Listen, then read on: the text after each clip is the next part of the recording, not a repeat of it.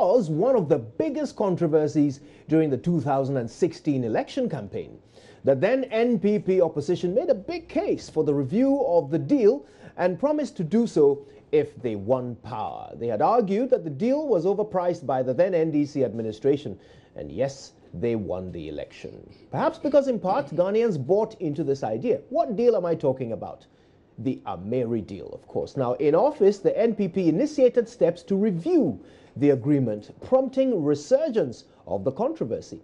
Finally, government sacked the minister responsible for energy and announced that it had suspended the review.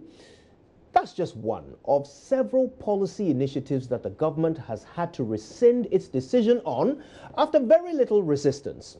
Let's mention a few others. The cargo tracking note, Ameri review, towing levy, DVLA kits, and of course, let's not forget the TV licensing fee. So today we're going to take a look at how government's inability to push through such policies tends to affect the improvement in government revenue and, of course, in effect, its ability to carry out development programs for the citizenry. We're joined here by Dr. Thomas Buabeng. Now, he's a lecturer at the University of Ghana Business School. Dr. Buabeng, thank you so much for your time with us and good afternoon. Thank you for having me. Right then. So, I mean, first of all, we found a few examples of this, government backtracking on policies that they initiated to benefit the people who complained about them. Is this something to be worried about? Does it mean something bigger than what we see? Okay. In the first place, before I start, let me use this opportunity to greet your numerous viewers and also thank you for the opportunity to share my personal views about some of these issues. Yes, before we go into the details and the specifics, I would like us to first learn a few things about the nature of the policies we are talking about. Generally, we can talk about two categories of policies when policies are made. And when we talk about policies, basically we are talking about decisions, programs to guide the action of the government and the functionaries of government. These two broad categories are, one, policies that generate benefits for the citizenry. In most cases, people tend to accept and welcome such policies because it spreads benefits. And then we have the second category that imposes burden or pain or cost on the beneficiaries. In most cases and in the developing world, citizens are more likely to resist any policy that imposes burden. And if you look at the examples, most of these policies sought to impose some kind of burden or pain on the citizenry. And so once that happens, expect resistance. And that's one of the main reasons why it happened.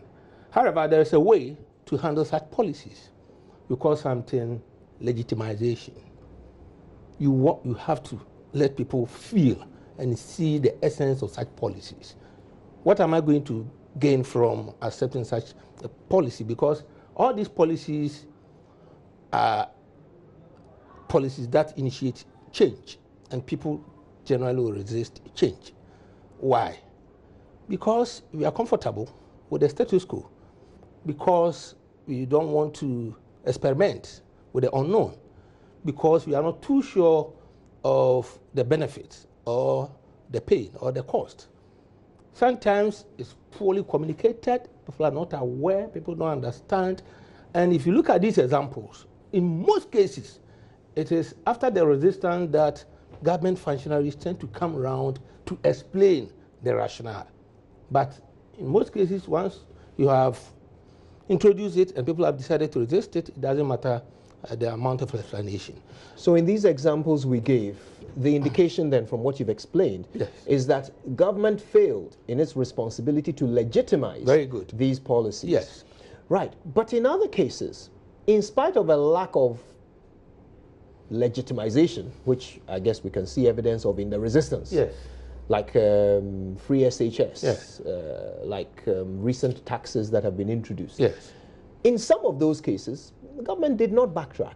Very Even good. though, yes, they would impose some kind of burden in some cases, perhaps Yes. not free SHS, but Yes. certainly the new taxes. Yes. There will be some pain, but the government did not backtrack. Yes. In fact, there are policies and programs that in public budgeting may be described as sacred cow. It is so dear to the hearts of the government or the president that come what may, they want to push it. And in such situations, no matter the level of resistance, they will do everything. Even if they withdraw it, they will find a way to reintroduce it. And I think these policies fall under. So what makes a government choose one policy to be a sacred cow and others to be easily sacrificed? Yes, sometimes it's based on several factors. One, campaign promise. And you know, the politician will always have to go back after 4 years to seek re-engagement. And so once it is so clear that that particular policy helped, supported the candidate to win power, and then now they are in power, no matter what, they'll do everything to push it. And there are a few examples where they did it, not just this government, but all past governments. Right. Now, so once a government has decided that this particular policy is a sacred cow, should they still bother to legitimize it? I mean, should they bother to explain it in a way that people will accept? Or since they've decided that by hook or crook they're going to do it, Yes. should they simply bulldoze their way with it? No, it's easier if people come to accept the policy. It's easier to implement. And the consequences, in most cases, tend to be manageable than if you push it and the policy doesn't succeed. Then you face the consequences.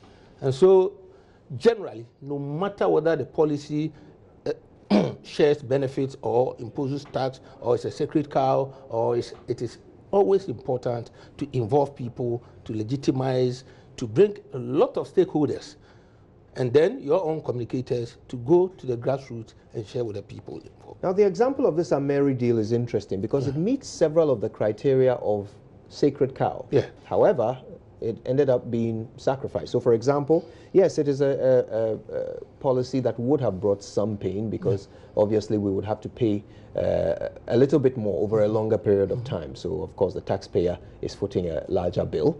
But also, it was something that during their campaign, a lot of noise was made about, promising to come and review this deal. Yeah. And at the point where it was to be dealt with by Parliament, all of a sudden, they backtrack on it and even sack the minister who was in charge for reviewing that deal. Is that perhaps an outlier, or are there other factors that might have gone into Ameri, in spite of it having all the characteristics of a sacred cow, being sacrificed? Yes, and let me use this example to explain this scenario. The one-time health insurance premium payment promised by our late president, my own professor. This was a sacred cow. The man wanted to push it at all costs. But this is a man who was able to weigh the consequences of pushing your sacred cow and the national interest. And so when finally the technical report came out and it was obvious that it was not sustainable, if we were to introduce it, it was going to collapse our public health system. Then the man decided to shelve the sacred cow. Yes, and so, and it's something that I think our politicians should learn. You promised, you didn't know what was in it. Now you've come and then you review it and you see that, no, it was even better than what you were proposing. Why not open up and admit and then accept it? Perhaps they could have come out with something better than what was there, but how they handled it. No transparency, due process, and all kinds of things. And that is why we ended up where we ended up. Yes. Now, let's ask this question. Anytime the government has backtracked on a policy, the language we hear from communicators is that the president is a listening president. Yes. This is a listening government. I mean, is that not actually what they're supposed to be? Should actually every policy not be subject to review if the people kick against it? Are these not laws not being passed for our benefit anyway? Yeah, thank you. Why will you decide not to involve them from the beginning so that they are aware, they are with you? And when it is time for implementation, in fact, they are supposed to be part of the implementation process. And then you try to push it and then they resist and you say you are listening. No. In fact, if you continue doing that, if the government continue pushing and people resist and they withdraw, you find it very difficult to push any serious policy, because yesterday it was Medical Association pushing it, you withdrew. Tomorrow another will push, another will push. Which sector will not resist? Even if they know that it will help them, but you have to go through some pain or sacrifice. They know that this government, once we push it, the taxes, it came, and about 60-something taxes were abolished on import duties and the others. I'm not saying that it's good that those taxes were imposed, but what I'm saying is that why must you, signal to your citizens that I want to do something? If you force me, then we will not go anywhere. And policies are meant to guide, to help us to forecast, to achieve whatever we want to achieve in the future. So if you start and you are not sure whether people allow you to implement or not, where are we going? So in theory, in your opinion, government is actually weakening itself. Yes. By not being able to stick to its word. Very good. What's the solution? No, the solution, one, if you involve people, involve us. We are not saying ask Ghanaians to decide. No. As soon as you identify a goal, share with the constituents. And here I'm talking about all those who matter. And then once we involve them and people are aware, it's easier. If there are situations where you cannot involve people, for instance, with this educational reform that we are going to have, the double tracking system. If it's very difficult because of timing to involve people, you have, how many ministers do you have in this country? Look at when we introduced the free senior high school. Almost every minister was directed to leave the ministry and go help with the implementation. Why can't we do that? To educate people from the assembly level, for parents to be assured that it doesn't matter what happens, it's not going to affect the quality of education my ward is going to, or my child is going to receive. And then secondly, people are talking about generating truancy and that and that and that. And then you push and you have a government official explaining to you that it is a temporary measure, which is part of the document. It is a temporary measure supposed to address a critical problem. But who is aware? Except you and I, who have been reading and discussing them. So the man in my village thinks that we are introducing something that is going to be part of us for the rest of Ghana, or so long as we are in power. And so it is important for us to find proper ways of handling some of these issues. So involve them from the beginning. If for some reason you are not able to involve them, it doesn't matter the length of time, let's go down. Look at recent elections by both NPP and then NDC. Within very short time, they were able to travel every single part of this country to sell their ideas. Why couldn't we do that with these education issues? When it came to policy implementation, the former President John Mahama suggested that he was a dead goat. Would you recommend some dead goat syndrome for the new government as well? No. It's when you say that you are a dead goat, in this world, it's very difficult to stick to a particular target program because of globalization, because of the dynamic nature. Things keep changing. It's very difficult to forecast. So you must be flexible and you must be sensitive. And so if you say that you've developed, it means it doesn't matter what people will do and someone will come out with a song, use it to dance. What are you telling Ghanaians? No, we don't need that if you want to move forward. We need, whether it is elected officials or you and I in our offices, we need to be flexible and sensitive and respond to the changing world. And that is the only way we can achieve anything that we want. It would appear that what is needed is a very fine balance. Dr. Thomas Buabeng is a lecturer at the University of Ghana Business School. Thank you very much. That was quite enlightening. We appreciate your time with us.